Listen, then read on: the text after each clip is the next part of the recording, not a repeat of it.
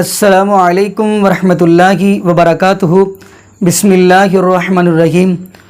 ناظرین، آج میں جس مسئلے پہ بات کرنے جا رہا ہوں وہ مسئلہ یہ ہے کہ آیا کہ جو قصاب قربانی کے جانوروں کو ذبح کرتے ہیں، جن کو بلایا جاتا ہے، آیا کہ ان کو جانور کی کھال اور گوشت بھی دیا جا سکتا ہے یا نہیں؟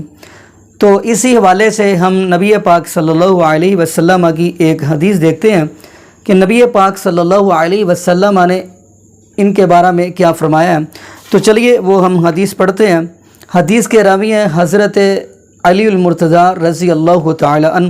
فرمایا ان علی ابن ابی طالب رضی اللہ تعالی عنہ قال امرنی رسول اللہ صلی اللہ علیہ وسلم ان اقوم علی بدنه وان اتصدق بلحومها وجلودها واجلتها والا اعطي الجزار منها شيئا وقال نحن نعطيه من عندنا۔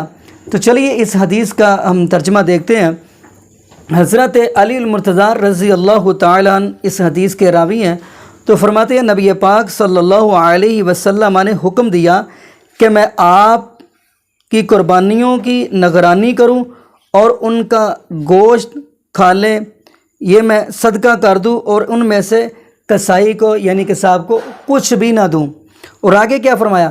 حضرت علی مرتضی رضی اللہ عنہ نے فرمایا کہ ہم قصائی کو یعنی قصاب کو اپنے گرد سے یعنی اپنی جیب سے ان کو اجرت دیتے تھے، یعنی پتہ یہ چلتا کھال نہیں دینی، ان کو اپنی جیب سے اجرت ہم دے سکتے ہیں۔ یہ حضرت علی المرتضی رضی اللہ عنہ فرماتے ہیں کہ ہم اپنی جیب سے ان کو اجرت دیا کرتے تھے۔ یعنی اس حدیث سے ہمیں یہ پتہ چلتا ہے کہ ہم قصائی کو ان کی اجرت ہم دے سکتے ہیں، کھال نہیں دے سکتے، کیونکہ یہ تو نبی پاک کا فرمان بتا رہا ہے کہ میں صدقہ کر دوں گوشت اور کھال، جبکہ قصائی کو اگر دینی ہے تو اس کی اجرت دینی ہے۔ تو ناظرین، یہ دعا کریے گا اللہ پاک ہمیں نبی پاک صلی اللہ علیہ وسلم کے طریقے کے مطابق زندگی گزارنے کی توفیق دے۔